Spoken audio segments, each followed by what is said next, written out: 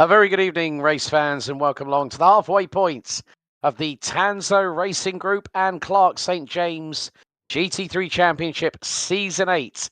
And we are in the Styrian countryside at the famed RedBull Ring for round 4 out of 8.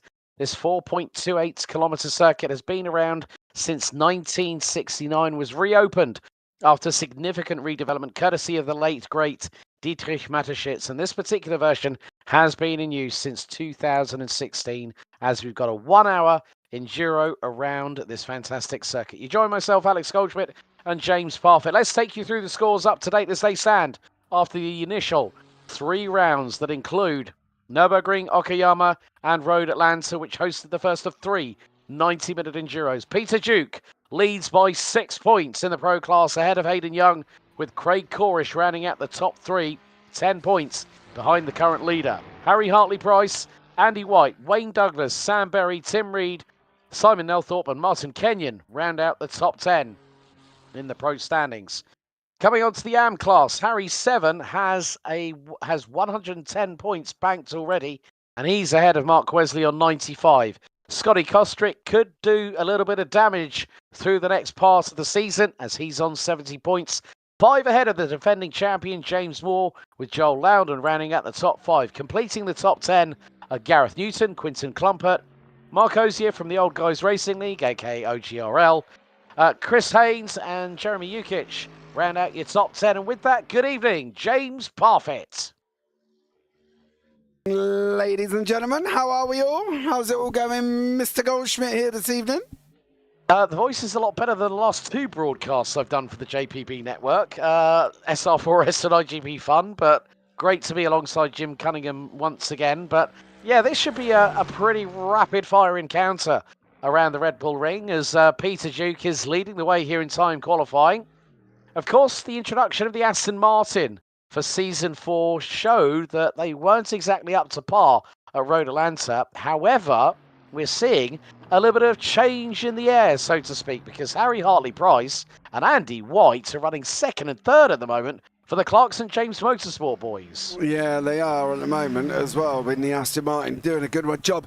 I don't know if the car's going to suit this circuit, to be honest with you, but we can find out how they get in. Sean Clark doing a good job with it in the AMS. Harry 7 sitting in 4th and 5th at the moment. Then Joe Loudon, James Vardigan, James Moore and Sergio Cabral all in the Aston Martin. It's a very Aston Martin heavy dominated GT3s at the moment. It's interesting though, sitting here watching practice, there was a lot of slowdowns. So they are going to have to be drastically careful. And that's due to the fact that this track is so random for slowdowns. And I'll show you why now. So as you come round into turn 7, into Worth here as well, you can take a lot of curb on this exit. And I mean, you could have a lot of it, like that much, where your wheels aren't even on the thing. But if you do that on the last corner, you're going to get a slowdown. And if you do it at Schlossgold, cut the inside off it off, you're going to get a slowdown. And this is the problem with this circuit. It is very, very random indeed for slowdown. So it's almost like they stuck a meter line around the whole track, pulled it out, and then thought, nah, that won't do. We'll push in that little bit. We'll push in that little bit. Because it is so random. So they're going to have to be drastically careful of slowdowns here. And I've got a funny feeling it could be dominated by who gets the least. Well, our good partner in crime in race control, Mr. Connor Pink, has said already in our race control channel, going to be a lot of drive-throughs today. 400 incident points in just practice alone, currently 50 in qualifying. Now, one person that didn't have a great run last time out at Road Atlanta was this man, our Norwegian friend in the Mustang. Sindre Johansson had 2 trundle of shames down the pit lane, aka a drive-through, and that is it for timed qualifying. And now we're getting ready as we see that wonderful stature of that metallic Red Bull in that metallic bull with the arch, with the hills in the background. Let's go to warm let's up. have a look at. Go to warm up. Yeah, we got warm up. I got myself a little bit. See, I blinking knew we were going to forget it at some point. Mate, Don't. Last week we remembered there was going to be a warm-up. This week we completely forgotten. This is what happens when you have 2 old people in the booth who've been working all week and working heavily, very busy. And then all of a sudden we come into here and we go, yeah, let's bring you up. No, we can't bring you up. There's a warm-up session. And I'm like, So after the warm-up, we'll be able to bring you up a grid, but we can't bring you up the grid while the warm-up's on as well. I'm gonna do my Family Fortunes buzzer impersonation. Yeah. You know, I love that program. I love Family Fortunes. Some of the answers were absolutely hilarious, and you wonder whether or not they even had a brain, let alone where they pulled the answers from. Or you wonder if it was scripted and they were there to tell you the answers just to, you know, get a laugh out of the audience. I did wonder sometimes what they were there for. It's a bit, yeah, because, I mean, obviously the American equivalent for our friend stateside is Family Feud, hosted by comedic legend Steve Harvey, and some of the answers which are memes on Instagram Reels are absolutely hilarious. But also, you know, we had a couple of surprising new additions, one of which is this man here from Code 3 Racing in the Acura, Jeremy Yukic. He did a really, really good job at Road Atlanta last week, didn't he? Yeah, and that's the thing. I think there's a couple of new people as well coming in to this week. We've got Jorge Reyes, or George Reyes, depending on how he says it.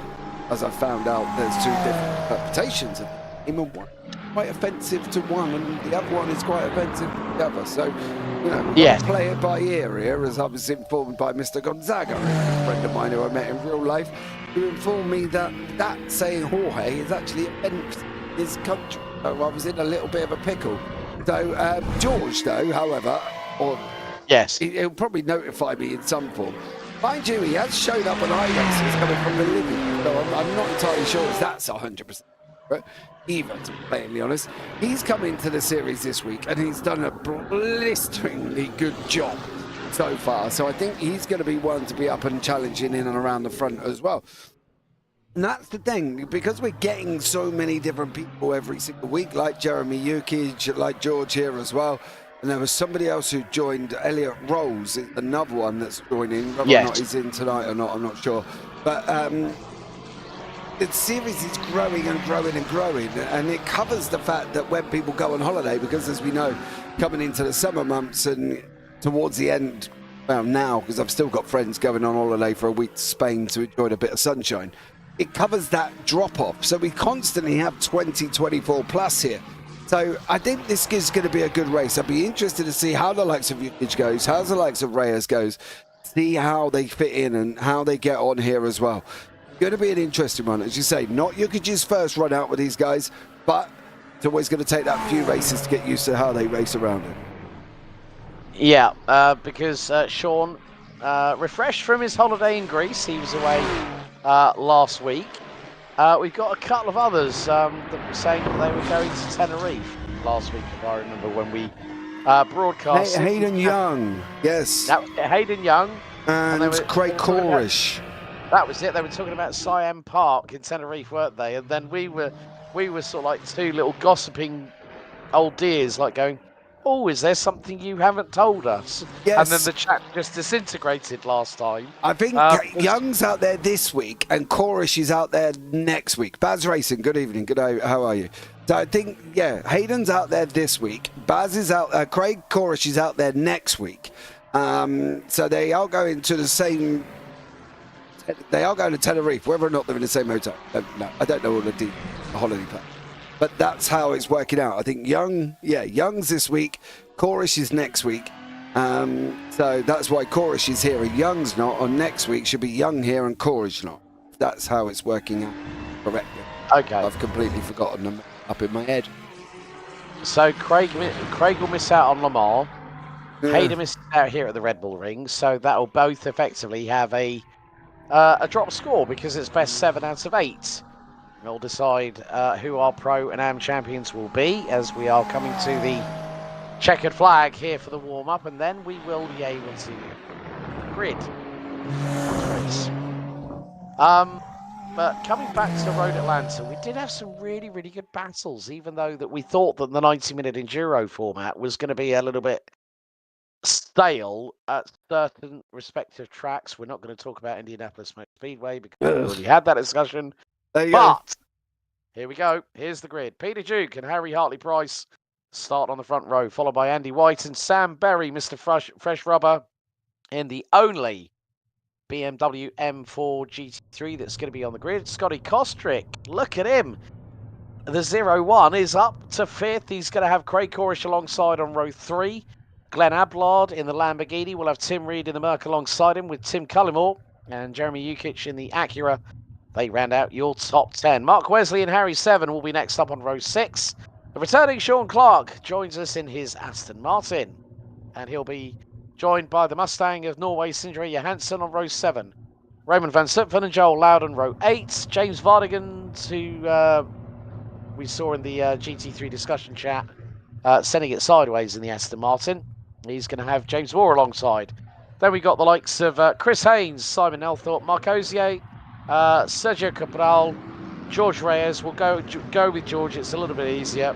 And Baz Cutting rounding out the grid. Well, Baz Cutting has not made the grid, but we've got the Mustang pace car here at Spielberg. And this is going to put us to the halfway point of the season. I wonder who's going to get the jump here. Because when you think about it, everybody, what does Aston Martin have underneath the bonnet?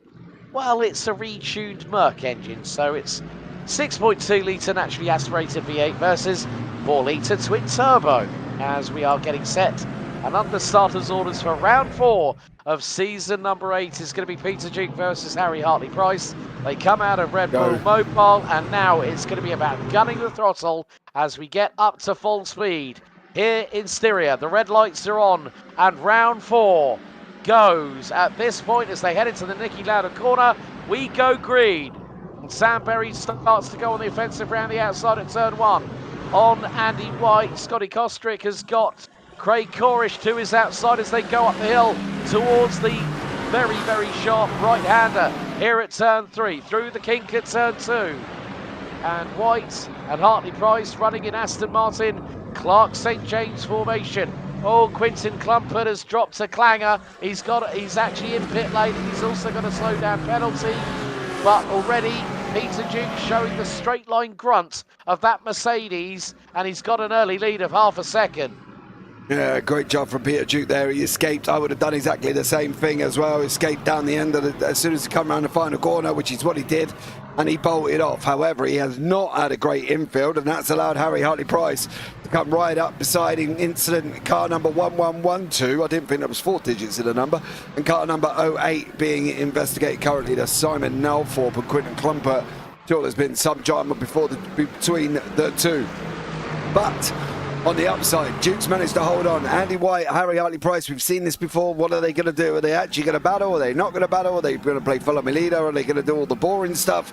Or are they going to actually do a fight and make it exciting? Scotty Kostrick leading the arms at the moment. Tim Reed, Glenn Ablard, Tim Cullimore, Jeremy Ukic, Harry Seven all in behind him.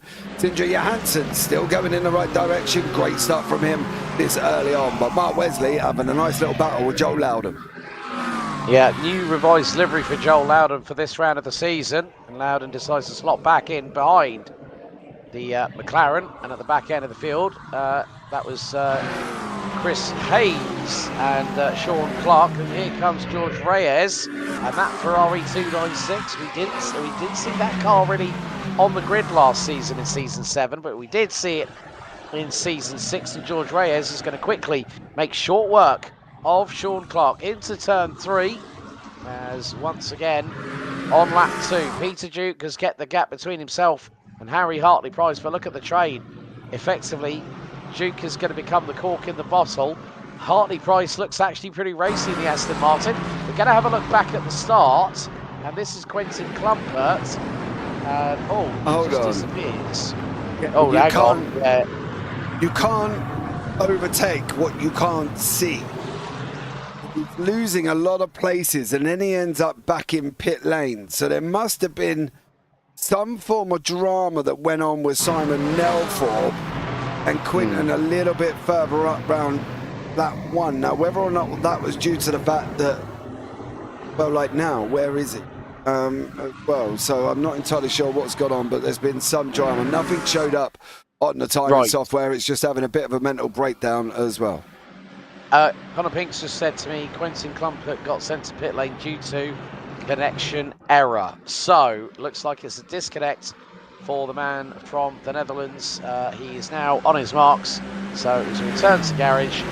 Harry Hartley-Price, in the meantime, has got through and opened up a small gap over Peter Duke here on lap number 3. Simona got the run coming down the start-finish straight, so Peter Duke is in a Clark St. James Aston Martin V8 sandwich at the moment. Sam Berry is keeping very, very close to the rear end of the number 86. And Craig Corish is also staying there. I'm wondering if Peter's made a mistake. This is going to be coming through into Perth. He went very wide through Perth, and then Harry didn't need a second invitation on that one. No, definitely not. Yeah, he said, thank you very much, I'll have that. You're going to leave the door open, mate. You're going to get robbed, and that is exactly what Peter Duke did. Then again, he didn't have a good infield on lap 1 or lap 2, and allowed these guys in behind in the Aston to close right up on him. So, as you know, Peter's got to get this infield section sorted out. He's got to get Schlossgold, Roush, Worth, Rin, RedBull Mobile locked in, because if he's managing to do the others, he clearly ain't managing to do that one very well. So he's got to make sure he can keep it a little bit more locked in there. You can see Hartley-Price quicker in 1, Duke quicker in 2. Yeah, and the train of 5 at the moment are covered by just over 1.6 seconds. Harry Hartley-Price sets the new fastest lap of the race, 1 minute 30.675, but Peter Duke is using that sheer grunt of that car. So incident between 112. 112. That is Simon Nelthorpe, and car number 68, which is Sean Clark, is currently under investigation. So Sean has tumbled to the bottom end of the field. We're going to have a replay here. Oh dear, this is going to be Simon straight into the back of Sean. Here we go. Into the turn, and bang, there's the contact. Sean gets spun around, and that was the Hold on a minute here, Sunshine. How far alongside was he here? He went alongside at turning. Sean was already turning now, and it could be Mr. Nelthorpe getting a little bit of a naughty boy slap on the wrist. So there you go. That is apparently completely reinstalling iRacing as we speak as well. Lottie, I'm very unhappy with you. Currently sipping rum and cokes and whatever that is, tanning it up, she says. Capiroscas. Never heard of that. I'm going to have to Google that now. No, I presume that is Hayden Young's better half, and is enjoying Tenerife. Guessing on that one. Let me know if I'm right, Lottie. I've got a funny feeling I am, but I am old and I do forget things. And George Reyes, just about to clear the inside of Joel Loudon. He's on a last to first challenge by the looks of it, George, and is making his way up, currently up 11 places. There we go. I found out it is a cocktail. Nice. It is popular. Well, it's a Capirosca is a cocktail that is similar to a caipirinha, which is a Brazilian cocktail, but it's served with vodka instead of a Brazilian alcohol, which I think is called cachaca or something. However you pronounce it. It's difficult to pronounce, but that is what they are sipping on in Tenerife at the moment. So lovely. Oh, but Scotty Kostrick has just lost the position, and that was Tim Reed around the outside at turn 3. So we haven't seen many people whack the good old sausage curb on the outside of Nicky Lauda corner at turn 1, though, have we? Oh yeah, but then again, the day is still young, my dear. The day is still young, and there's plenty of time. Get them to put it on the big screen, Lottie. That'd be amazing. Can you put this on your TV for me, please? That would be absolutely awesome. It is his better half. Well done, you are the better half. Flying home tomorrow, so he'll be back at it next. No, get him to put it on the TV. I want to see it on a Spanish TV, Lottie, before you go. Get him to put it on in the bar. That'd be cool. And then with everyone's faces going WTF. Yeah, and then let us know that it's on, and we'll give everybody a big shout out. There we go. That's my discussion about it. But this battle at the front end of the field really heating up again, because Peter Duke has got the wind beneath the rear wing of that Mercedes AMG. He's closing it once again on Harry Hartley-Price as we come across the line to start lap number 6 of this race. Peter Duke shows his nose to Harry Hartley-Price, showing intent there. And, very close to the sausage curve there for Harry, for Peter, for Andy, for Sam, for Craig. For Mark Wesley, some drama's happened on that sausage curve, I believe. Oh, you did say the night was young, and it there you go. Was young. Oh dear! Oh, round he goes. Mark Wesley. Oh, Code Brown, I'm afraid. Clean up on aisle 3, off of turn 1. 2 wheels on that yellow sausage curve, and it all just goes wrong for Mark Wesley, and that is why you either take all of it or you leave it alone. And other than that, you've got to be careful. Oh, Peter Duke. I will say one thing, though, but that move by Peter Duke there, Harry Hartley-Price, was enough little bit of wiggly in the braking zone. So keep it clean, son, because I think Duke was almost on his way through there. He's trying again, going into Roush at this moment in time, through the left-hander, opening it up. You can run, this is the thing, you can run wide here as much as you like. And take as much of this exit curve as you want. You don't even have to have wheels on the tarmac. But you sneeze at it going around the last couple of corners, you're in for a wicked slowdown, so you got to be careful. Well, whilst all this is happening with the top 5 at the moment, George Reyes up 13 places, now is 11th, and he's just, well, make that 10th, he's just got through on Harry 7, the current AM Championship leader. He's put in a 1:29.4 in that Ferrari, so that is absolutely mustard in the hands of the Bolivian, but Peter Duke is still trying to put the pressure on the rear wing of Harry Hartley-Price, and he nearly had a bit of a wiggle coming through turn 1. Andy White is there, and he's right with Peter, so this is going to be possible sandwich time. But who's going to come out better on this one? Peter Duke again shows his nose at turn 3, uses discretion as a better part of valour, and car 112, Simon Nelthorpe, gets a 5-second time penalty for the collision with Sean Clark earlier on. Obviously coming. He was not alongside at the moment as well. There you go. Duke's done the same thing. He's left the door this time. Hartley-Price couldn't get there. Duke opened up the steering. That's going to bring everybody into the mix as well. You can see Andy White's in there. Sam Berry's made a move over Hartley-Price, and Hartley-Price has gone from 1st right the way down to 4th in one corner, and that's purely because Peter Duke went in, got the move done, and then just left the steering wide open and just almost rejected Hartley-Price off the side of the racetrack, and he literally just got it done over him, and there was nothing Hartley-Price could do apart from sit there and wonder what could have been. Because if we have a look back at this, watch Duke just open up the steering as he goes into the corner, goes into the right-hander. Hartley-Price can't come across quick enough. Duke's already coming in, opens up the steering, just gives Hartley-Price no choice.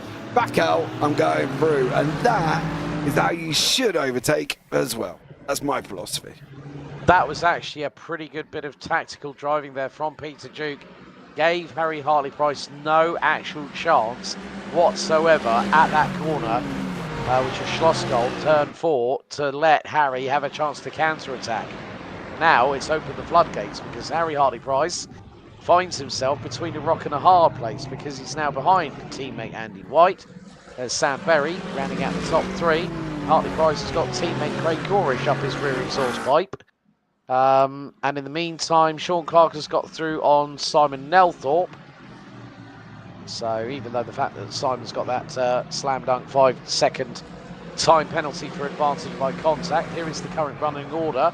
So Peter Duke, Andy White, Sam Berry, Harry Hartley-Price and Craig Corish ran out the top 5 in the pros. Scotty Kostrick leads in the AM ahead of Harry 7. Sindri Johansson running in P3. Good work there by the Norwegian. He's actually keeping his nose a lot cleaner than he did last week. Then you've got Joel Loudon and Raymond van Zutphen rounding out the top 5. Raymond running in the sole Audi on this grid.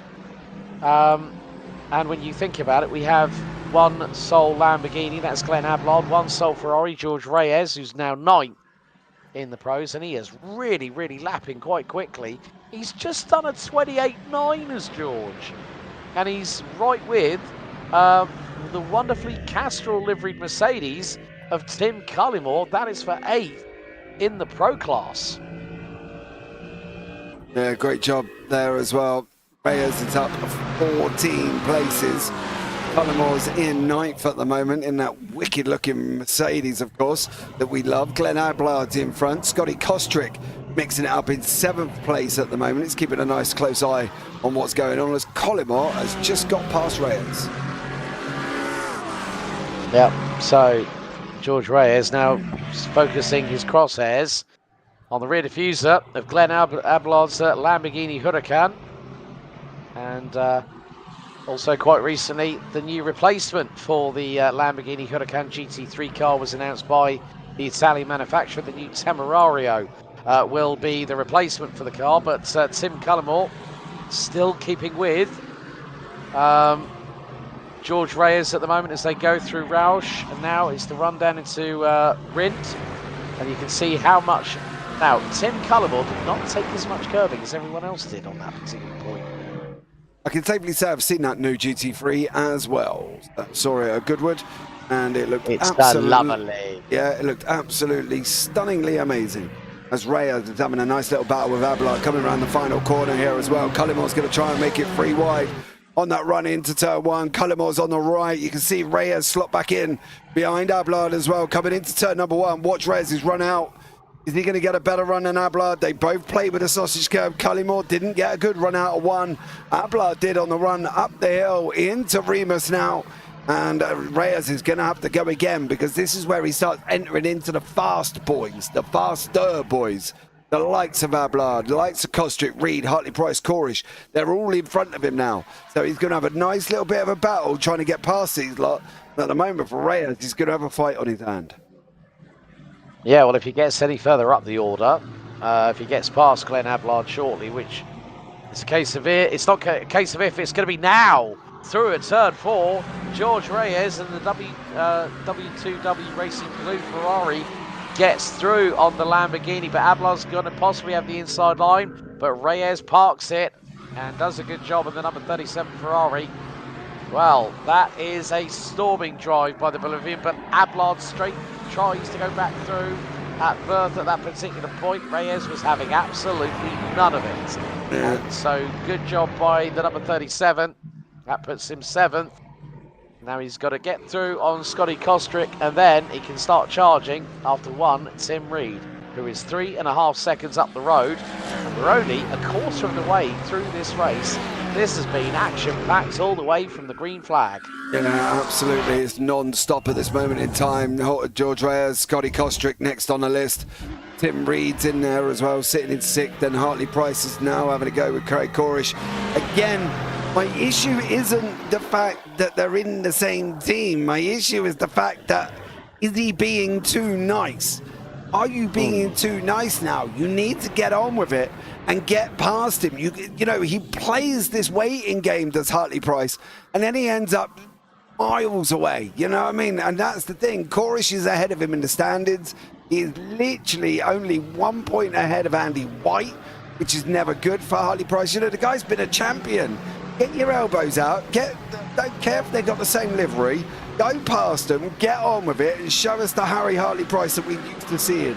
You know, the man that does go through, the man who wants to win the championship, not this nice bear man that we've got now. He's, you know, hard on the outside, squidgy in the middle, and you want to give him a cuddle and go, oh, pretty bear.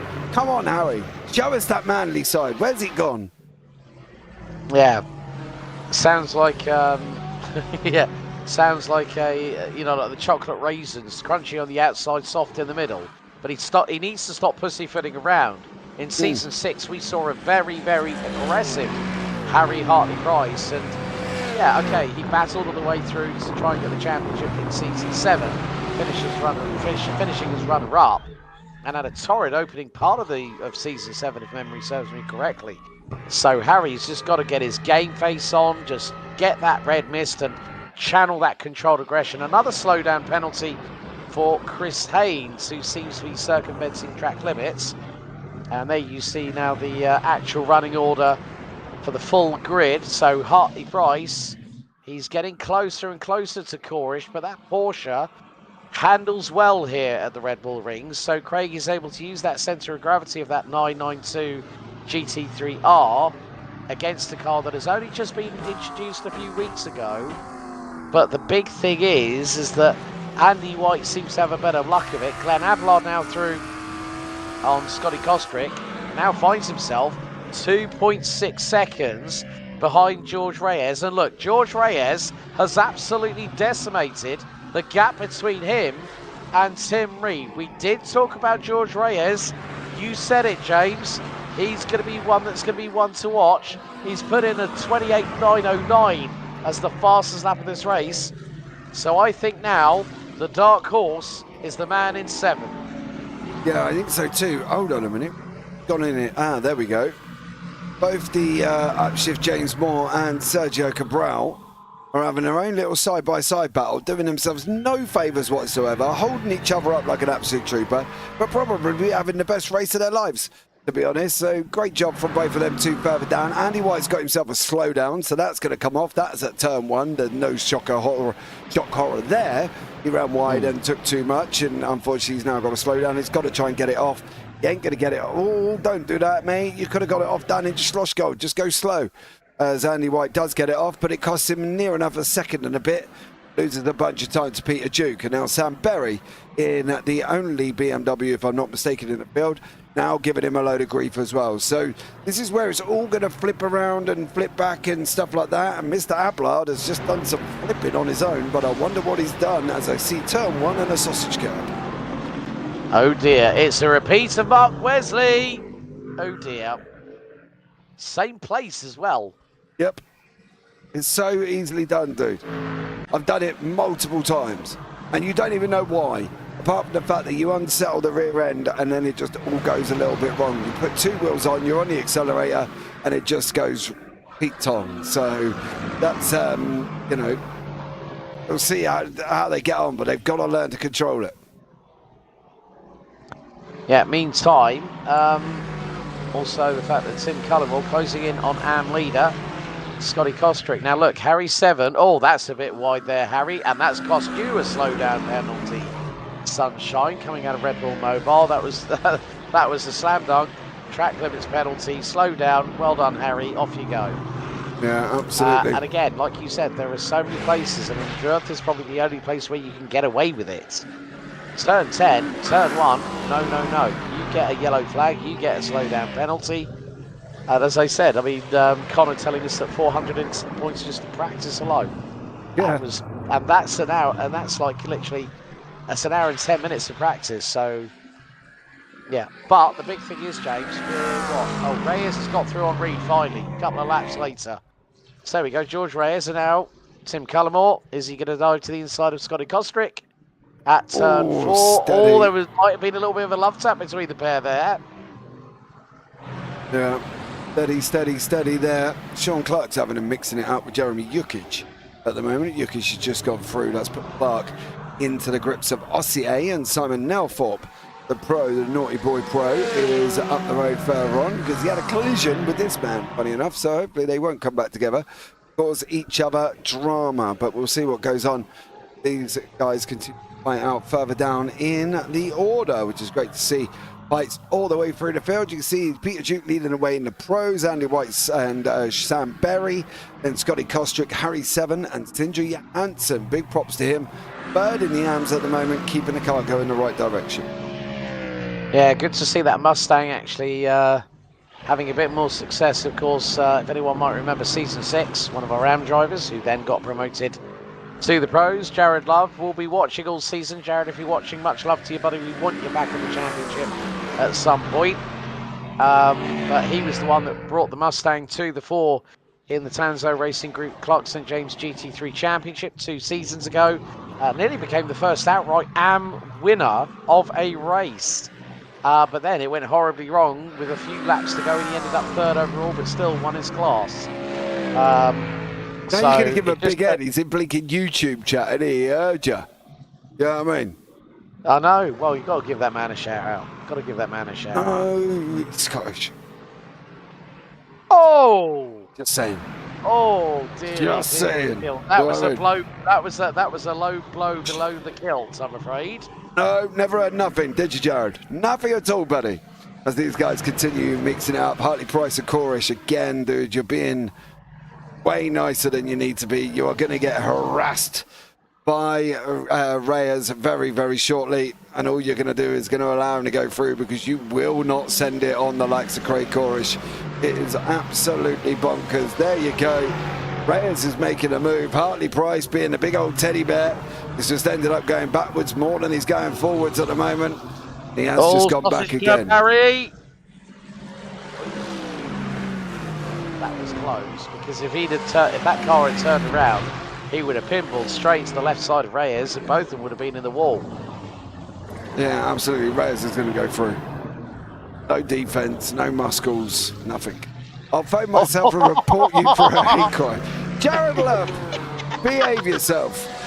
Can't be that woke, sir. You're Scottish. Knock it off. I thought you were more the sternest stuff. You're from the bloods of William Wallace.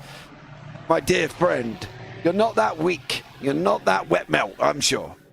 So, right, there we go. Okay. Oh, Simon Nelthorpe is being invested again.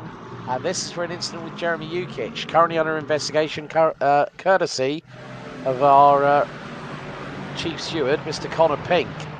So could there be another penalty coming the way of Simon Nelthorpe for an incident with Jeremy Ukic? Oh, that could be very, very, very costly for the driver now sitting in 17th position. But yeah, I mean, Harry Hartley-Price coming back to him. I don't really know what to say, dude. Yeah, I think he needs to get some steelies. I think he needs to just... He needs to put his big boy pants on. Yeah, he needs to put his big boy pants on and be the Harry Hartley-Price that he was. Either that, or scrap the Aston, get yourself back into Porsche, mate, and show us what you can actually do. Because at the moment, seeing a shadow, it's like looking at a shadow. You know, it's like looking at Lewis Hamilton. You were once good, and now you, unfortunately, just a shadow of your former self. Shadow. Well, I was going to say you suck, but yeah, go with that one. As Chris Haynes has caused himself to some drama currently at the moment as well. That's in turn 7. Dragged the brakes and didn't get it stopped, unfortunately, from his round he goes. But Tim Cullimore having a good old scrap with Scotty Kostrick. Yep, and they're heading down to Schlossgold at turn 4. Can Tim get through this time? They're wheel to wheel. They swap a bit of paint. And Tim gets the job done, which now means we have the AM class leaders. And look, Sindre Johansson is watching this all unfold. It's McLaren versus Aston Martin at the front end of the field. They are line astern, so Sindre Johansson, he's been crossing the no, he ain't. He just got a wiggle. Oh, got off.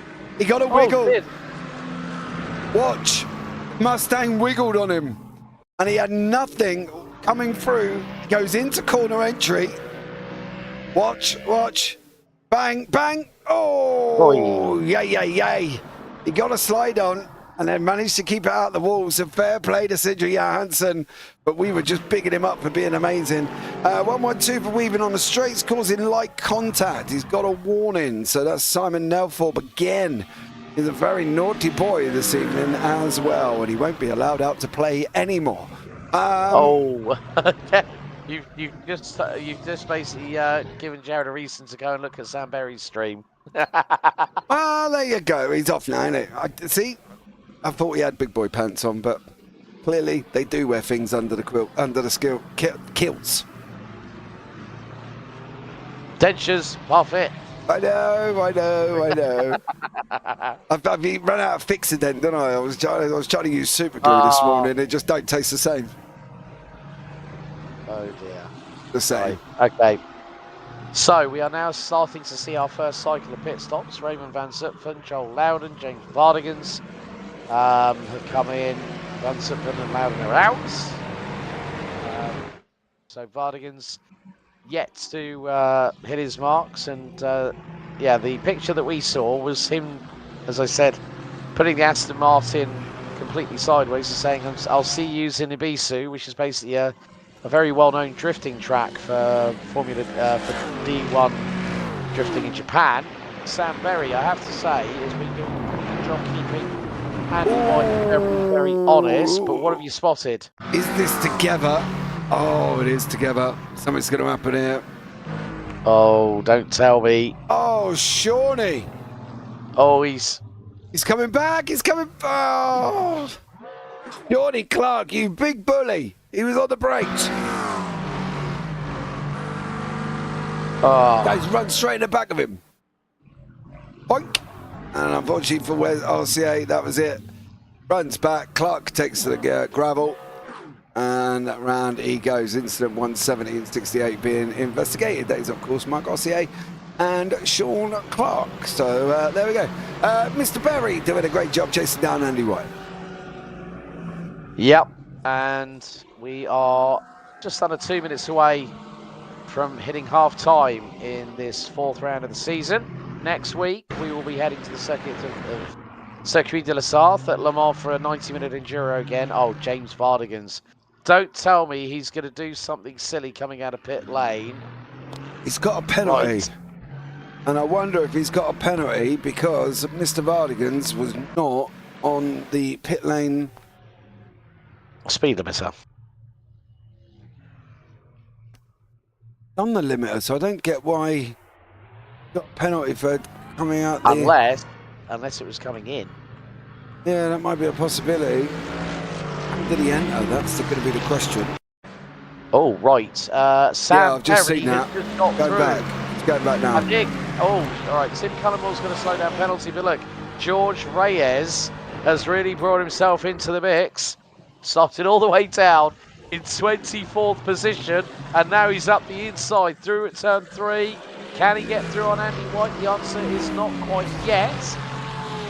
But Sam Berry just got through on Andy White, so Mr. Fresh Rubber up to 2nd position, 1.6 seconds behind Peter Duke, who actually took the lead in the pro standings after the 90-minute race at Road Atlanta last week, which we ended up broadcasting. Oh, unsafe pits entrance is the reason for James Vardigans. Oh, why? That would explain it. Tell Mr. Fresh Rubber to put up a blinking fight here, will you? Because White's just rolled over for Reyes. And now he's up behind Berry, and I don't want Berry to roll over like my little dash hound. So there we go. Simon Nelthorpe's just put himself back in pit lane, and this would be why. And I have a funny feeling there's the sausage curb coming. Oh no! Well, yes. Well, yes, definitely. Oh, and he's the first one to whack the wall. Yeah, and unfortunately he's now put himself in trouble. So Reyes is in behind Mr. Berry at this moment in time. Harry 7 pit lane, Craig Corish pit lane. So we'll see how he goes get on here as well. Sindre Johansson now in pit lane as well, from 3rd in the AMS. Sindre, apart from that little snap of the back end going through Roush and then into Verth, and Sam Berry has really got to watch his tail end Charlie, because there is George Reyes. Reyes has been absolutely mighty through the field, up 21 positions at the moment. Now, the biggest thing is, he dives for it! Drew into 2nd position on lap 21 with 29 minutes to go. George Reyes has done one of the best drives through the field I think we've ever seen in Tanso Racing Group GT3 season history. Started 24th, now 2nd. It was a last minute ditch manoeuvre, and he went for it, and he did not give Sam Berry an opportunity to get back at him, and has already gapped him by half a second. I don't think Sam even tried to defend. Coming down into the corner, he didn't even put a move on. Didn't even do it. Later on the brakes, doesn't turn in. Wow. It's like watching Man United play football. Easily and win 7-1. No, they don't do that, mate. I'll tell you that much very often. They did. Did they win? Long time ago, I think. I was going to say, they won 7-1 in. I don't even think they've won 7 games. To be blatantly honest this season, I think they absolutely suck. Oh, mate, I'm a Spurs fan. I can't say nothing. We're either battling Champions League or we're battling relegation. That's it. Nothing in between for us. So there we go. And I'm not a football lover, so I'm not. I don't mind whatever you say about football at all. That's good. But we won't talk about football because we're here to watch a motor race, and unfortunately, I've just seen Sam Berry get rolled over. Why the hell are you on the flashes, George Reyes? He did you like a kipper, mate. He did you like a kipper. Unfortunately for Sam, he didn't defend. He left the door wide open and invited Mr. Reyes in to basically help himself to whatever he wants in his house, including his position on the racetrack. So Sam, I'm afraid, dear chicken, that is on you. So there we go. Unfortunately for Sam Berry. Mark Wesley in pit lane. Scotty Kostrick still leading the AMS, and leading the AMS by a little bit. He's quite comfortable at this moment in time. He's got 31 seconds to Yukic, but that is due to the fact that Jeremy, oh no, he hasn't pitted. But that's all on merit. Scotty Kostrick has opened up that 31 seconds over Yukic there as well. So fair play to Scotty Kostrick. but that one. Reyes, one of those greys. What do you mean one of those greys? What does that like mean? Michael Gray. Yeah, maybe, but he oh my! but defend. You know what I mean? Come on, Peter. Come on, Peter Duke. Elbows out, because this is the battle for the lead on lap 23, going into Remus at turn 3. I'm not at all surprised. I mean, yes, I think you're right. He is a bit of a Michael Gray alien that we've got here. Yeah, but it's lower I rating than Harry Hartley-Price, than Tim Reed, than Andy White. He's not spectacular. It's just they're not good. Look, why? You might as well just invite the guy to come in and steal your food out your cupboard when you're going to leave the door that way. Are we watching a motor race? Or are we watching a boxing match thrown by Tyson and Jake Paul? I don't even know why I'm watching. They're not defending. They're just letting him get through, which is not what it is. You know, stick it out. Get it, anything. I don't care. It's like Brock Lesnar pounding and grounding his opponent into obscurity to win the UFC Heavyweight Championship of the world. And Reyes now is 2 seconds ahead of Sam Berry, as Peter Duke on lap 24 at the 25-minute mark has decided to go into pit lane. George Reyes, I wonder what his fuel is like at the moment, because either he's going to pit in the next lap or 2. But that, now let's bear in mind that a 6.2 litre V8 will have a lot more fuel consumption in terms of litres consumed per lap in comparison with the 296 GT3, which I think, if I'm honest with you, James, is an underrated car. It doesn't sometimes get much love, but George Reyes, in his hands, it's an absolute weapon. Yeah, but the Wookiee is not one of them greys, and he isn't too good. It's just literally nobody is putting up a fight. Do we watch any form of motorsport where somebody doesn't defend against a quicker driver?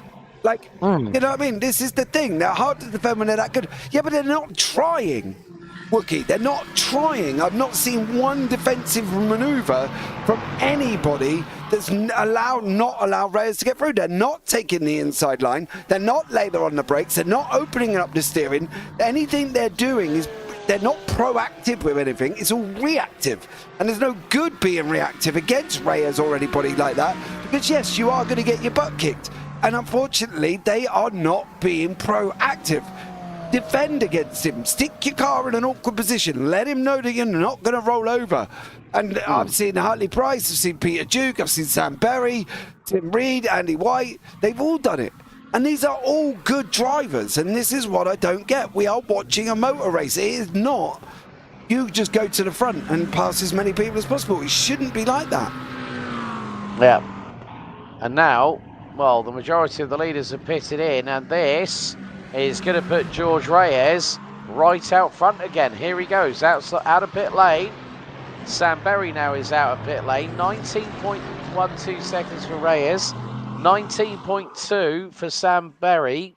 And now they come out in back market traffic. So George Reyes, he's got a 3.7 second advantage over Sam Berry with 23 minutes to go. And as you rightly said, no one has put up a fight against the number 37 Ferrari of George Reyes. And Reyes, at this point, I'm going to say this now, has got this in the bag, unless back market traffic have an issue. No. Sindre Johansson now gets a 5-second time penalty for causing a collision with car.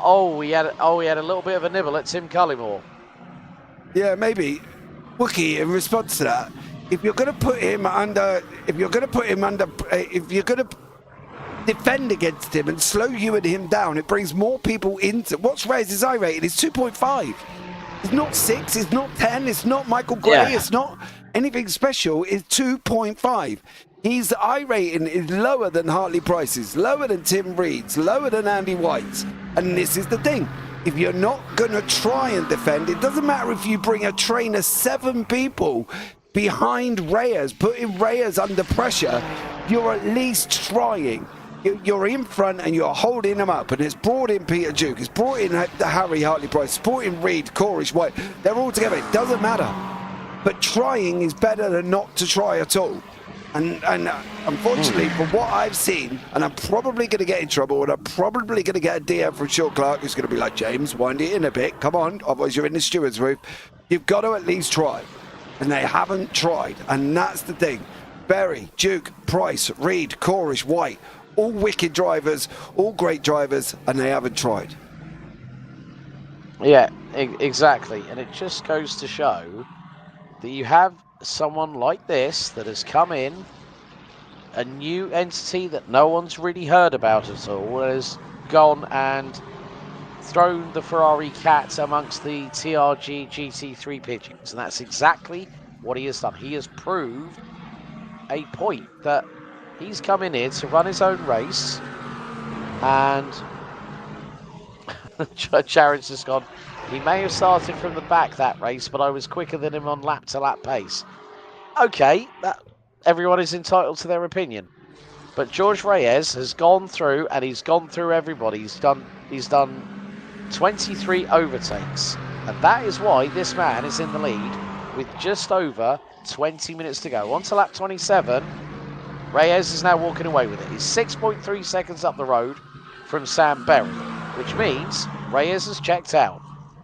Yeah, I know he is, but we're going to have a nice little hand battle. Harry Seven and Scotty Kostrick are going to mix it up here as well. Don't you dare be outspoken, you'll get kicked. I probably will. Look, Jared, I'm not being rude. This won't be my first rodeo in a steward's booth for me. I used to work in a school, and I used to be more in the headmaster's office, or headmistress's office than the kids did. So, you know, it really ain't an issue. But I think at the end of the day, you've got to at least fight. And all I've seen is people being knocked out left, right, and centre. Lead for the AM though on the screen at the moment. Scotty Kostrick side by side with Harry Seven into Remus here. Seven's got to go in deep. He's got to open it up. That Aston Martin's going to try and get him on pace alone. Does get him, but what's that McLaren going to be able to do? Slot him back behind him if you can. Try and get onto the rear end of him. Seven on the left. Scotty Kostrick on the right, coming down into the right-hander. Schlossgold now, Kostrick later on the brakes. He's going to try and hang him around the outside. It will give him the inside for Roush if he can hold on to it a little bit more. Kostrick now's got to send it in. He's got to get that later on the brakes. In you go, son. In you go. You know you're not late enough. He's trying to look for the exit. Scotty Kostrick at the moment, and they're still running side by side. And I think Seven might have to give this up. You can take his nose off now, Scotty. And then Scotty retains the lead in the AMs at the moment, but that was getting spicy. Yeah, I mean, one of the big things is the McLaren has the benefit of the centre of gravity with the mid-mounted twin turbo. But here he goes up the inside of this contact. Oh, and front bumper of Harry Seven's car exits stage right. It was only going to be a matter of time, and that front end has been definitely seen better days. That's seen more plastic surgery than Kim Kardashian's nose, I think. Love that one. Else. I don't know where you got that line from. Oh, I get that from everywhere, mate. Oh, love it. As these go, you can see that Harry Summers has completely lost his bumper. Shawnee Clark's been off the side of the circuit, and I got a funny feeling it's maybe with Marc Ossier again. Oh, no. I have this funny feeling that this is coming again. Oh, there's Clark. Ossier doing the same thing, trying to avoid Clark. And then Clark is off the circuit. I think he must be still hungover from his holiday. I don't know what Sean Clark's been up to. I think he's still been on holiday, in holiday mode at the moment. He's having a rotten race. He's got Hollybob's head at the minute. That's what he's got at the moment. Yeah, it's absolutely rotten. Yeah, and then we've got now Joel Loudon versus Jeremy Jukic. This is the battle for P5 in the AM category for 14th overall. And Jeremy getting a better run coming out of turn number 3 on the run down to Schlossgold at turn 4. But he's not got enough not got enough waff behind him to get through on Joel into turn 4. But this is a nice little battle here. But yeah, I mean, that battle between Scotty Kostrick and Harry Seven, I mean, The thing was, as I was with my point earlier on, I was trying to complete, and then I talked about plastic surgery and Kim Kardashian dentures, Goldschmidt. Even my Fixodent ain't working properly tonight. Right. It was just the fact that right, incident involving car 01 and 123, net code issue, no contact. Right. Who's 01, by the way? 01 is Scotty Kostrick. Oh, As okay. Jeremy Jukic pits in with a black flag penalty. So Trundle of Shane down the pit lane. I think incident limit hits. Yep. For Jeremy, and that is going to allow Joel Loudon to power away into the distance. Oh dear, Sean Clark and Ossier once more. Oh dear, they are magnetised, those two, aren't they? Who's that behind? I think that is the one of the guys in front of us. I think this is them being lapped. Andy White. Andy White at 86. It is Andy White at the moment. Yeah, he's just gone lapped. Instant limit reached for car number 28, which is who we just saw, which I believe is Jeremy Jukic. Sindri Johansson, how are you getting on? Where are you? Third in the arms. Third in the arms. Good job from... Harry Tevin. Oh, no. Was now, that contact? I was going to say, I want to have a look at that from a different angle. Through into RedBull Mobile. Mark turns in. Back end starts to step out. No, he's already going. Yeah, he was already gone. He was. Yeah. Spinning more times than Pete Burns from Dead or Alive. Oh. Very nice. The late Pete Burns, I might add as well. Pigeon Haynes crap at this moment in time. Doing a great job here once again. And at the moment, with just under 15 minutes to go, George Reyes, 9.8 seconds up the road. It's like everyone's just thought, well, we'll just let him do his own race and we'll just have our own battles. Instant between car 86 and 170. That is Ozier and Andy White. Well, I think that was we kind of really saw that from the helicam shot, didn't we, JP? That Mark was already on his way around because he walloped the curves, turned in a bit too hard, and it just swapped the back end around. I think Ossier was already on his way around now. I don't think that's basically an NFA, but my eyes anyway. Connor, if you are listening, let you know it's a no off there. Ossier's got points reached because he's got a penalty there as well. But Jeremy Jukic, Chris Haynes, closest battle on the racetrack at this moment in time. Yep, no further action. NFA, as you rightly said. Reference Ogier and White at that particular point in the race. But yeah, closest battle, as you said, JP.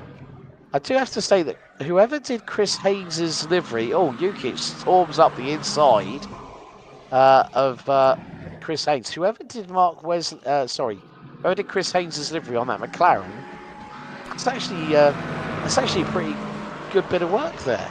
I mean, if anyone's seen the amount of detail that's on the sides of that McLaren, so I think it's a bit of someone's gone a bit Sailor Moon on that, I think. It's got all the anime in the right place, so that's great job. It looks really good. It does look nice. I do love people who can design liveries. I look at it, the thing with the car pattern and everything else, and it just all looks like spaghetti. So I just give up. Spaghetti hoops. Yeah. Even with alphabet letters, I still ain't going to be able to spell a word. Do you know what I mean? Oh, right. Peter Jukes has got to slow down. But that is not going to cause him too much grief with regards to Mr. Hartley Price, who through the pit stop phases actually managed to get in front. Well, Craig Corish had a slow pit stop, 22.4 seconds. Tim Reed, his pit stop was 19.3. But yeah, I mean, things are now starting to spread out a little bit. I mean, there was a lot of ta-ta-tas, as you would like to say, JP, in the early stages of this race. The first 10 minutes, God blimey, we had so many people going hammer and tongs, elbows out, standing eyes sharpened, and giving it the big berries, wasn't it? And now it's sort of calmed down a little bit because people want to get the cars home. Yeah, that's the thing. I think you're getting up near the end now, aren't you? The nitty-gritty, the points paying positions, and you're just trying to make sure you can get safely here to the end of this race as well. I dread to think what form of message I'm going to get from Mr. Harry Hartley Price here. If he watches it back, I could be in deep doo-doo, but I'm just saying, Harry, where's the Harry that we love of old there, dear sir, as well? That would be amazing if we could bring that Harry. Reyes, though, out in front, dominating, and Scotty Kostrick still leading. Chance of a battle from Harry 7, but unfortunately, Gaston looks like that. Yeah, rather second hand, I'm afraid, for the man leading the AM side of things. And he's going to have to dust off his wounds and get himself ready for next week's 90-minute race at Le Mans. And that's going to be 8.5 miles, folks. 8.5 miles and over 30 plus corners. And then speed's probably approaching about 180 miles an hour down the Mulsanne before the chicane. Yeah. Right, Craig Corish versus Tim Reed. Now, this is what we want to see. And into team squabble, and Corish round the outside because Reed doesn't get the traction down right out of turn 3. I don't think he tried. Harry and JP, the Wookiee Wanderer's just gone. Harry and JP boxing match when? Yeah, I think you're right. Tim just turned it in. Didn't really put any effort on the loud pedal. No, I don't think he tried. Not sure. Not sure, dear sir. I never thought about that. Do you know, who'd be the ref, though? Who'd be the ref for that, though? Oh, I don't know. Somebody who's unbiased, because somebody, you know what I mean? On that one. Maybe all them years of boxing I did when I was a kid won't actually pay off. So there we go. Shortly. No, the ref. No, that won't be biased at all.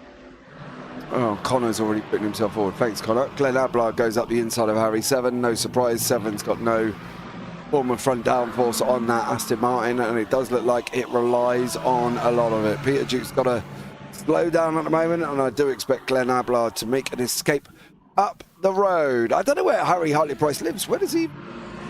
Oh, was that ICA? Yes. Oh, he was going in the pits under his own steam there. I thought he was sliding across the race circuit, to be honest. Ablard still there. Harry 7 still tucked in behind. For how long, I do not know. Sindri Johansson is now chasing down Harry 7. This could be one gap that might close very, very quickly here, Mr. Goldschmidt. Yes, because that gap was 5.5 seconds. Sindri Johansson has now taken 1.2 seconds out of it. And there he goes on the flash saying, "Hello, Harry, remember me?" No, they're going, "Hello, Mum, I'm on TV." You know what I mean? Yes. "Hello, Mum, look, no hands." Hello, Fernando Alonso in the old F-Duct era. Hey, look, if I was on TV, I'd wave at myself too. Jared versus Tim, who's the most Scottish? Oh, dearie me, it's the one who eats the most haggis. The one who shouts William Wallace the loudest, Wookie. That's what it is. We'll have the Tanso Racing Group Highland Games in that case. Hey, maybe I'll take part in that. Tossing the caber. Yeah, it's better than me throwing steel bars around all day like I do at work. So, you know what I mean? Makes a change. It does indeed. Well, let's have a look. Sindri Johansson now 3.6 seconds and closing. I think it's just that Harry at the moment has got little bit, well, he hasn't got any assistance in front, so that Aston Martin's going to be understeering like an absolute pig. Absolutely. So Sindri could get Harry here if he just gets his head down and gets on a little bit, because told you he thinks he's on TV. So yeah, he's going to be able to get Harry. At the moment, Harry ain't got a lot of control of that, and that Mustang is coming at him quite quick there. See the lap times, Severin Johansson, look at that. 1 second. Jesus, look at that. 1.7 he took out of him on lap 33. Yeah, is this Ray as a guest, or is this his first race as a pro? This is his first race as pro. But again, Wookie, nobody gave him a challenge. All just rolled over. So I'm so upset. Like Max on like a dog wanting a tummy rub. Yeah. I'm so upset at the moment, Wookie, that my fellow Englishmen, they've all just let him go through.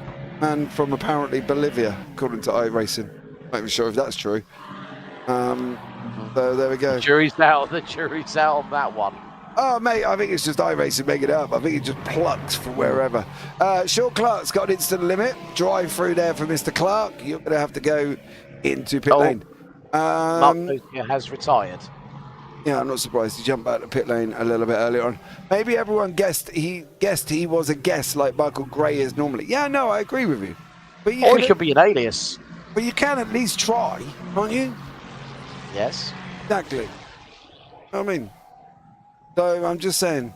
I think. Go.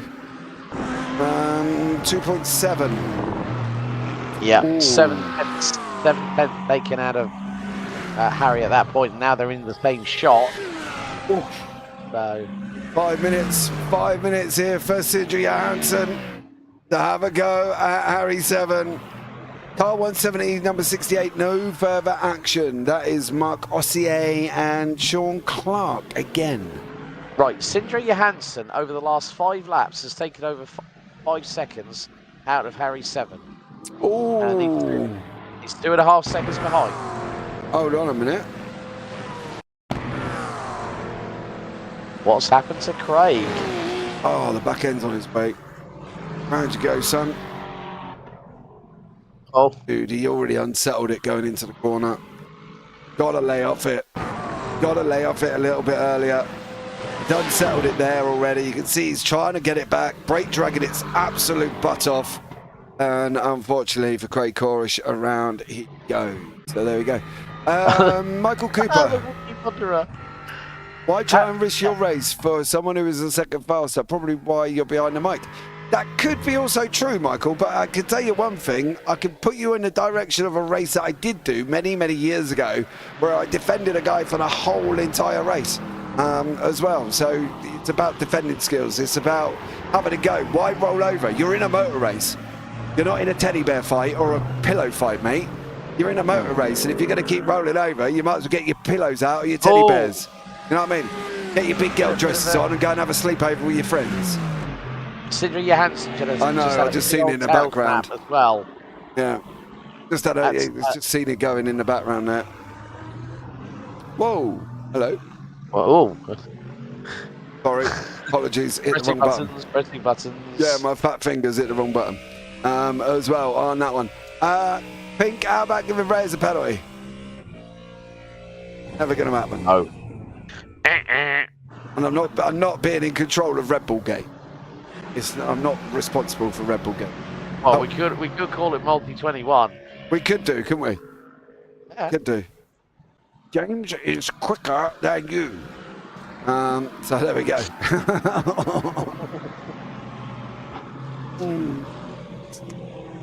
Tasty. Oh, right. But now, well, with 3.5 minutes, Harry 7 is really, really now starting to struggle. That gap is down to 1.6 seconds. Oh, he's proper under the cosh, mate, at the moment. Yeah. Harry's got to hope that Sindra does Sindra things and not getting this to the end and being a consistent Sindra that we like. You know, he's for 7 at this moment in time, he's sitting in there and he's going, please do something. Do something, do something, do something. And at the moment, Johansson isn't. The problem they've got is Harry 7 now.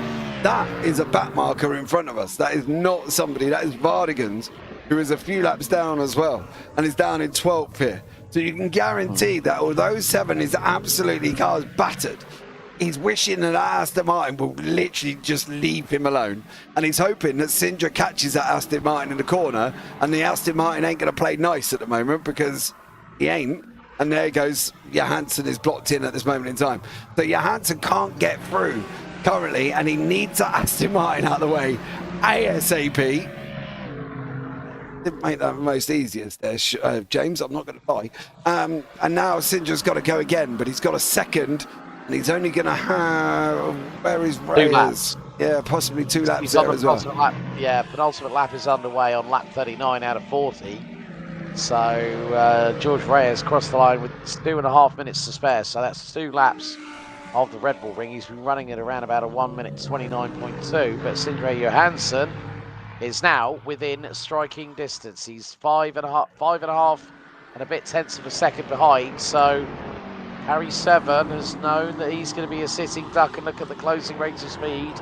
The very front end rearranged Aston Martin V8 Vantage. Oh no! Now coming. Sindre's got a penalty! Got a black flag! Oh no! There you go, Sindre doing Sindre things! If you're close to it, and it was only a 1x as well for an off track, he must have been borderline 1x away, and instead of making sure he gets round the corner, he goes and does a Sindre and gives himself a penalty. Oh, dude.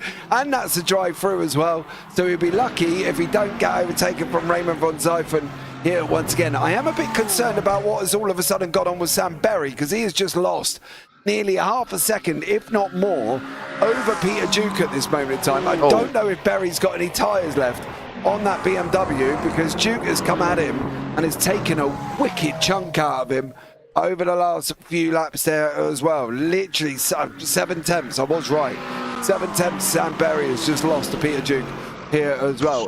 Possibly going to be the final lap of the race, as my track map has decided that it doesn't like doing what it's going to do, so it's going to freeze.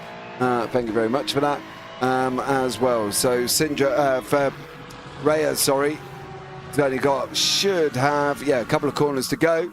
Peter Duke ain't got long to get him here as well. Ain't got long to get Sam Berry. Yeah, Sindre Johansson, he's got to be very, very careful now with regards to coming out of the pit lane, because Raymond van Zutpelt could overlap him, and it's only 1.3 kilometres away. When Johansson is able to get out at the end of the pit lane, he can gun it, and that is going to be... Yeah, he's well ahead. Yes, he's going to hold on to it, but the checkered flag is out, and here he comes from 24th on the grid. George Reyes wins here at round 4 at the Red Bull Ring. Sam Berry holding on as both he and Peter Duke come into the final 2 corners, and Mr. Fresh Rubber, is the BMW going to hang on out of the final corner? It is going to be the run to the line. Sam Berry will hold on for second. Peter Duke P3. Scotty Kostrick is going to close that gap a little bit too. Harry 7, as the man in the McLaren who qualified P5, will round out the top 8. Hartley Price and Tim Reed have come across the line. Craig Corish and Andy White. And here comes Scotty Kostrick down through turn 9 into Red Bull Mobile. And that is going to be job done. Scotty Kostrick picks up a maximum score of 40 points for winning round 4 in the AMS. Harry 7, you lucky, lucky boy. Lucky, lucky boy there, comes over the line in second. There is Tim Cullimore as well. That beautiful Mercedes looks absolutely awesome. And here is Sindre Johansson, the man who had 1x to play with. Unfortunately, it all went Pete Tog. Black flag. He did a Sindre, didn't he? Do you know what? If he could just get that consistency and stop being consistently inconsistent, I think that's what I would like with Sindre. You know, he's shown he's got pace. Don't get me wrong, and he's shown that he can do it. But he's just so consistently inconsistent, and I'd love for him to be more consistent. Yeah, that's been the least inconsistent he's been in any race so far this season. Yeah, but if you've got a 1x to play with, sorry, I'm going to interrupt just 2 seconds. If you've got a 1x to play with, you don't do something crazy. Very true. Very true. And with that in mind, here is the Season 8 Round 4 results. George Reyes from 24th on the grid. The number 37 Ferrari takes the win by 20.6 seconds ahead of Mr. Fresh Rubber Sam Berry. Peter Duke rounds out the top 3. Can we see a resurgence of the old Harry Hartley Price in the next 4 rounds? He finishes P4 ahead of his buddies from the Clark St. James Motorsport Brigade, Tim Reed, Craig Corish and Andy White. Craig won't be with us next week for Lamar. He'll be on his hollybobs, whilst Hayden Young is on his.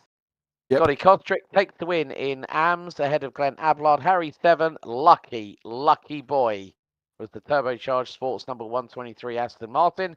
Rounds out the top 10. Tim Cullimore finishes 11th ahead of Sindri Hansen, who takes P3. So nearly could have been P2. But as you rightly pointed out, with the 1X to play with, you don't take that risk. Raymond Van Zertveld was one place away from his first ever podium in the series, ahead of Joel Loudon, Jeremy Ukic, Chris Haynes, James Waugh, and Mark Wesley ran out the top 18. Sergio Cabral and Simon Nelthorpe ran out the top 20, with Sean Clark, James Vardigans being the last of the classified finishers. Mark Ogier retiring on lap 30, and Quinton Clumpert disconnecting, having a connection error, and it threw the Dutchman in the Mustang into pit lane, and that was his job done. Baz Cutting, however, did not make the start because he is currently still reinstalling iRacing. Lovely. Been there, done that. Absolutely amazing job. Let's catch up with... Start off with Peter Duke, Alex. Peter, good evening. Hi, Alex. How are you? Not too bad. Right. There is an overriding question that myself and James discussed, and it's about the man who won this race, George Reyes. Yes. We were wondering when you and everybody else were going to start putting up a fight against that man in the Ferrari. What happened? No, let him go. Why?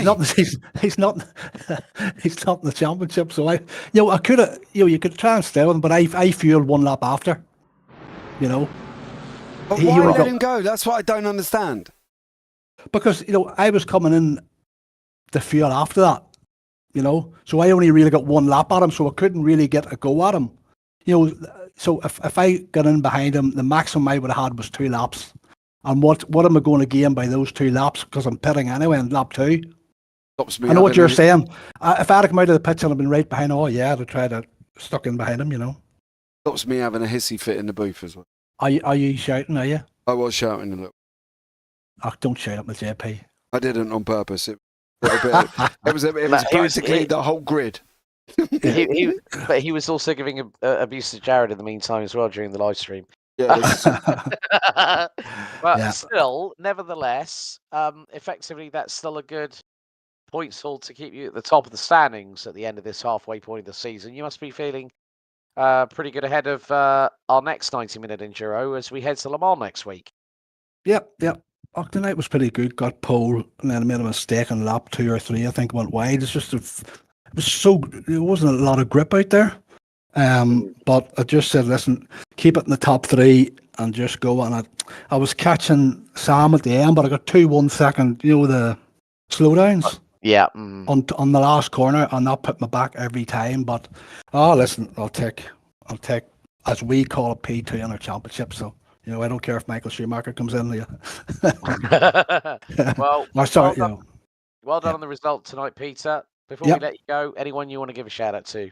No, thanks to you, Alex, and thanks to JP. And don't be shouting at me anymore, JP. I'm sorry, you might not want to watch it back. Don't watch it back. I did get proper shirty. I think it must be, that time of the month or something. Because I did get proper rancy. Yeah. No problem at all. I know you've been out, JP. Hey? I know you've been out. Exactly. You should do. All right. Thanks, guys. Take care. Cheers, Peter. Thank you. Bye-bye. Oh, see? Right. Okay, let's have a chat with Mr. Fresh Rubber, shall we? Let's have a chat with Sam Berry. Sam, good evening. Hello. Well, that was one for the books. Peter Duke makes a mistake and you instantly take advantage of it and have a pretty good result. How are you feeling? Yeah, I'm very happy with that. I was stressing about doing this track all week, so yeah, I was pretty happy with a podium. I was expecting around middle of the pack, but yeah, very happy with that.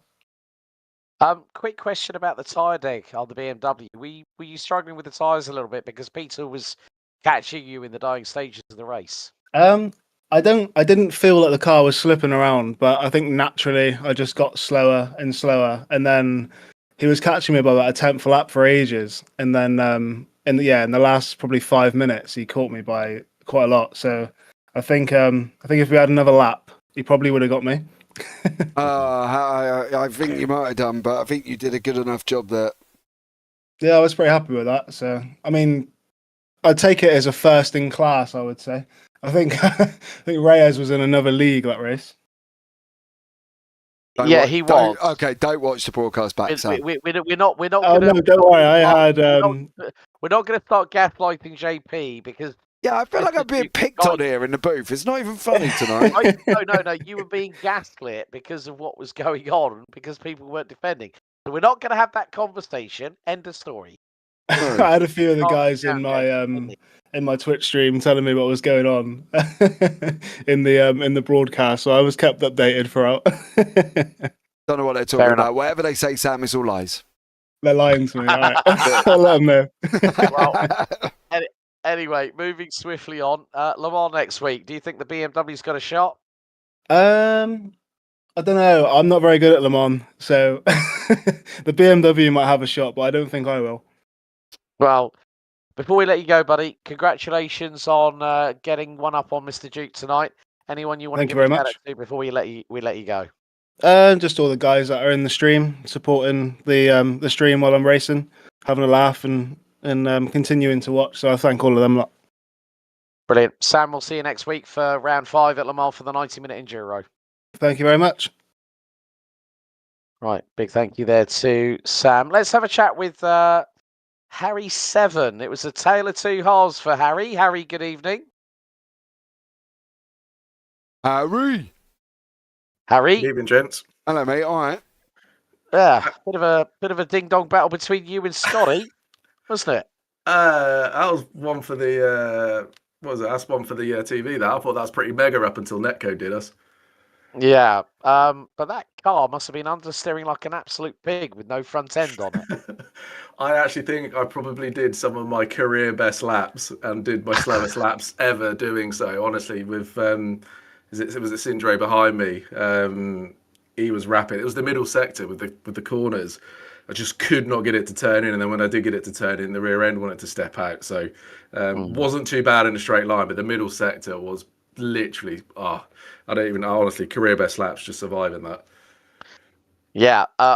Plus, also, you were very, very lucky. He got that black flag penalty for incident point reach with the penultimate lap. He literally did a 1x, and that was it. Black flag in the pits. He was so close to knocking you off of second position, and you retain. You still retain your lead in the championship, but it would have been a couple of points less. Yeah, those points were mega. I mean, I'm away next week, so with that and then the pace that Scott's got, I imagine he might take the lead after next week. Albeit I know we got a drop weeks, but each lap I could literally see him take the middle sector. I could see him taking a second out of me every lap, and I can't say I'm an anxious person, but I was definitely suffering from anxiety. With the last sort of 3 or 4 laps, as I was trying to count down the clock to try and work out actually how many more laps were in it, whether we're going to get one less, which obviously we didn't. But yeah, he let me off big time at the end there. Well, at least you stopped shaking right now, I'm sure. Give me 10 more minutes. Give me 10 more minutes, and yeah, maybe. But yeah, we're still pretty pumped. Yeah. So as you say, you're not going to be with us for Le Mans, but we'll see you back at Barcelona on the 6th of October. That's correct. Well done with the second place tonight here, keeping your championship lead in the AMS well and truly up there. Anyone you want to give a shout out to before we let you go, Harry? Cheers, guys. Just everyone, to be fair. You guys doing it, Sean, also as well, the guys doing the studio as well. Without you guys, it's not what it is. So yeah, thanks to everyone behind the scenes. Brilliant. Harry, thanks very much for your time. We'll see you in a couple of weeks, buddy. And last but by certainly no means least, the man that stormed from 24th on the grid to pick up the win, George Reyes. Good evening. Hello, how are you guys? Oh, blimey, George, you are very, very quiet. I was just about to say the same. Can you hear me now? Yeah. Yes, there we go. That's better. Well, congratulations. Storming drive through the field. I've got one main question. What the heck happened to you in qualifying? Well, I don't know. I just couldn't get a lap. I was quite nervous and just shaking my hands. And I just did like 2 off tracks, and one of them I think I won. So I had to reset. So, we kind of called you as the dark horse, and you showed that because no one really put up a fight. You just I think the biggest thing was diving through on the inside of Sam at turn 4, and then from about the 23-minute mark onwards, you checked out and did everyone in the pit lane stage as well. So congratulations. You must be feeling pretty good after that. Pretty impressive drive. It was a good race, yeah. I was scared of how everyone's gonna react when overtaking, so I didn't really know anyone, but everyone seems to be safe here, so it's good. Dave, George, they rolled over like a dachshund getting his belly tickled, for God's sake. They're not safe. They didn't defend. They didn't do anything, George. They Okay, just I let you don't know. through. I don't know. Don't watch the broadcast back, George. I'll go on a rant for about 5 minutes. Okay, I'll try not to watch it. No worries. Well, George, firstly, is this going to be your only appearance in the series, or are you going to be joining us for the rest of the season? I hope to continue. I don't know. I'll be here for Le Mans, 100%. Well, on that note, congratulations on the victory tonight here. Of course, it's 90 minutes at Le Mans next week. Before we Nice. let you go, George, anyone you'd like to give a shout out to? To the last person, I think it was Sam Pugh or something. Dan Barry. Yeah, Sam Berry. Yeah, I think I nearly hit him. So do apologize for that. Well, George, congratulations on the win here for round 4, and we'll look forward to seeing you next week at the 90-minute Enduro at Le Mans. Thank you. So there we go. George Reyes, our winner for round 4 of the season. JP, it's been a bit of a to me to you kind of story here at the Red Bull Ring tonight, hasn't it? Yeah, absolutely. I wonder. I wonder how many DMs I'm going to wake up to, and whether or not Sean's going to get hold of me as well, because I've been naughty. But listen, join us for Le Mans next week. 'Cause it's going to be a cracker, I'm sure. Yeah. Don't forget, if you want to watch more racing action, you can tune in on the JP Broadcasting Network, because Radicals are racing as we speak, and they are at Circuit Zandvoort for Season 5, Round 7. That's it for us here at Tanso Racing Group and Clark St. James GT3 Championship, Season 8, Round 4. Join us same place, same time, 7 days from now, as we go into the second half of the championship season, where we'll be racing for 90 minutes at Le Mans. You've been in the company of myself, Alex Goldschmidt, and James Parfitt. We'll see you next time. So, race hard, race fair, and if in doubt, well, you better go flat out. We'll see you next time. Thanks for tuning in. Good night for now.